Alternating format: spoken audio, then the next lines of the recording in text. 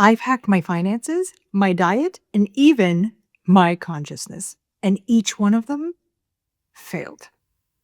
If you've ever tried a life hack that promised these big changes, but nothing really happened, here's why. You're hacking your life? Wrong.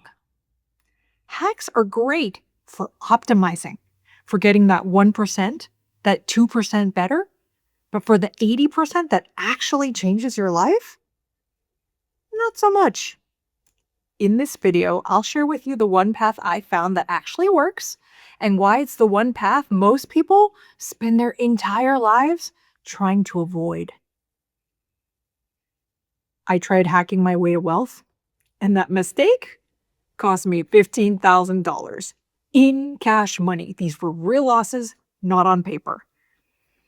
I remember reading an article about the average amount people had in their retirement accounts.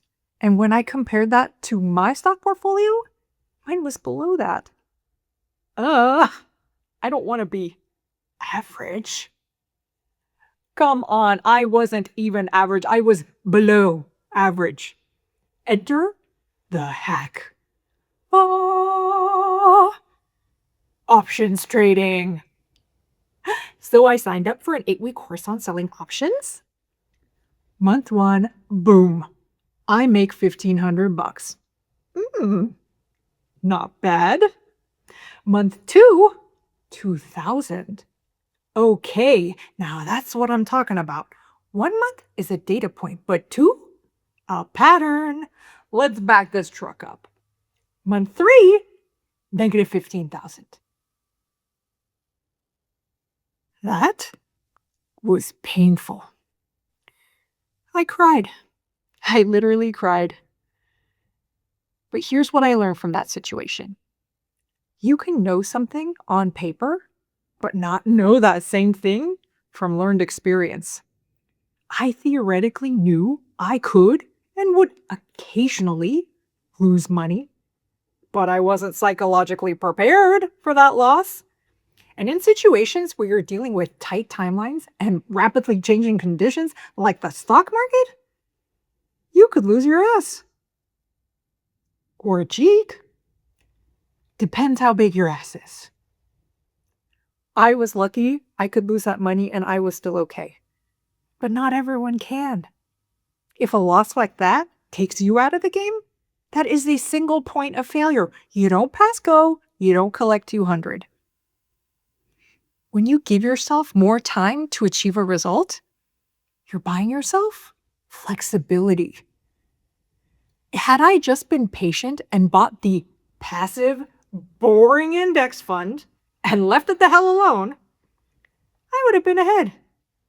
I know it's not the constant trading high of dopamine, dopamine, dopamine, but it is the game that has close to 100% success rate over a long-term time horizon.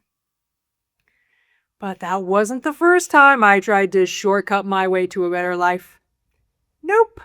I had been doing it with my body for decades. I know it doesn't look it now, but I've struggled with weight all my life. You know what's fun? When your prom date calls you fat. In his defense, he was a kid. And an asshole. I tried everything.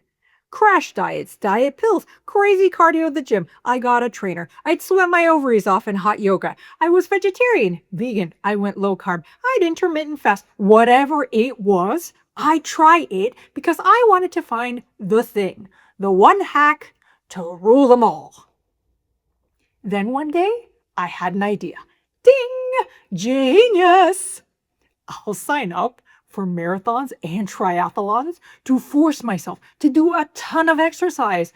Then I'll have to lose the weight. It was super effective at ruining my knees. I was having yet another healthy lunch made mostly of leaves when I hit a breaking point and I was officially over it. I'm a results-oriented person. What's it going to take? A great question to ask, but that doesn't mean I was going to like the answer. It meant having to do what I had been avoiding doing in the first place. I had to develop the mindset, the habits, and the discipline to be consistent, which is not easy, and it's certainly not fast. But if you think going up a few pant sizes sounds depressing, then wait until you hear about me hurling violently into a bucket and still failing to get unstuck in my life. Bile. I've sat with ayahuasca a moderate number of times. I've dealt with depression. There are times when I felt like was fair. Like, God, really? Another helping? For me? Oh my God, thanks so much. And a number of years ago, I was in the middle of yet another existential crisis and grappling with why life was. And lo and behold, I hear about this sexy new medicine that seems to be the antidote to all of my problems. Well, new to me. Exotic South American location? Check. Shaman dude? Check, check. Intense face-melting visions?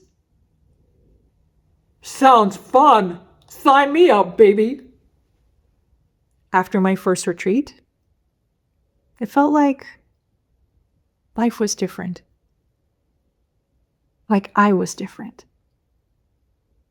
It was like I was experiencing the world in Technicolor. But over time, those feelings faded. Great! You had a bunch of cool visions of Allah dancing with Buddha and Jesus juggling lollipops on the back of a 3-headed unicorn, but did you change? Because the medicine doesn't make those changes for you. If you don't do something differently, you go back to your same old life with your same old patterns and behaviors. My last 40, 50 ceremonies, interesting visuals, nothing needle moving.